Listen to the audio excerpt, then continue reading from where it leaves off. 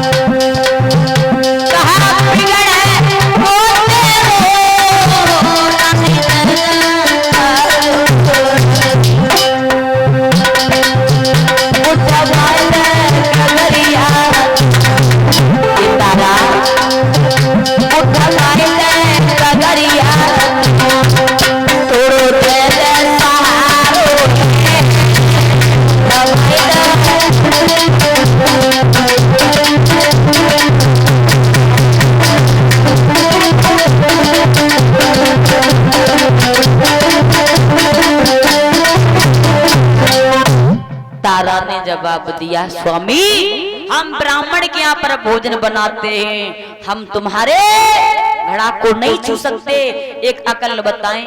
बोले कौन सी? गहरे जल में घुस जाओ, थोड़ा सा सहारा लगाना, घड़ा उठ जाएगा। राजा हरिश्चंद्र थोड़े से जल में घुस गए, थोड़ा थोड़ा सहारा लगाया तो घड़ा उठा के चांद पर रख लिया।